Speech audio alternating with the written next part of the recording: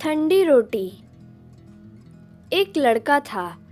माँ ने उसका विवाह कर दिया, पर वह कुछ कमाता नहीं था।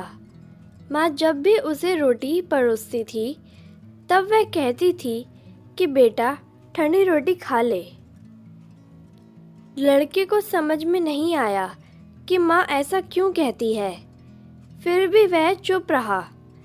एक दिन माँ किसी काम से बाहर गई तो जाते समय अपनी बहू उस लड़के की पत्नी को कह के गई कि जब लड़का आए तो उसको रोटी परोस देना और रोटी परोसकर कह देना कि ठंडी रोटी खा ले। उसने अपने पति से वैसा ही कह दिया तो वह चिढ़ गया कि माँ तो कहती ही है, और वह भी कहना सीख गई। वह अपनी स्त्री से बोला कि बता ठंडी रोटी कैसी हुई। रोटी भी गर्म है, दाल साग भी गर्म है, फिर तू ठंडी रोटी कैसे कहती है। वह बोली कि यह तो आपकी माँ जाने। आपकी माँ ने मुझे ऐसा कहने के लिए कहा था, इसलिए मैंने कह दिया। वह बोला कि मैं रोटी नहीं खाऊंगा। माँ तो कहती ही थी, तू भी सीख गई। माँ घर आई तो उसने बहू से पूछा कि क्या लड़के ने भोजन कर लिया। वह बोली कि उन्होंने तो भोजन किया ही नहीं, उल्टा नाराज हो गए। माँ ने लड़के से पूछा तो वह बोला कि माँ तू तो रोज़ाना कहती ही थी कि ठंडी रोटी खा ले,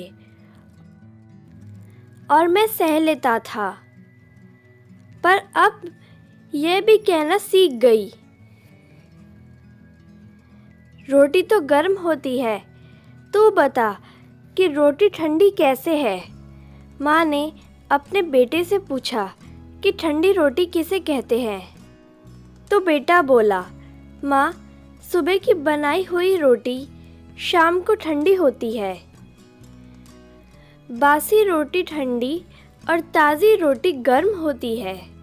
माँ ने कहा, बेटा अब तू विचार करके देख, तेरे बाप की जो कमाई है वह ठंडी और बासी रोटी है।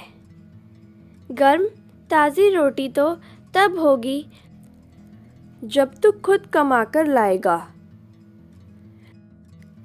लड़का समझ गया और माँ से बोला कि अब मैं खुद कमाऊंगा और गर्म रोटी खाऊंगा।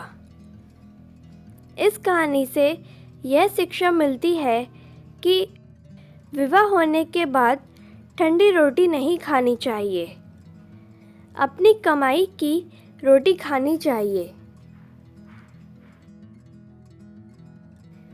इसीलिए विवाह तभी करना चाहिए जब स्त्री का और बच्चों का पालन पोषण करने की ताकत हो। यह ताकत ना हो तो विवाह नहीं करना चाहिए। उम्मीद करती हूँ आपको ये कहानी पसंद आई होगी। इस कहानी पर आपकी क्या राय है कमेंट करके ज़रूर बताएं।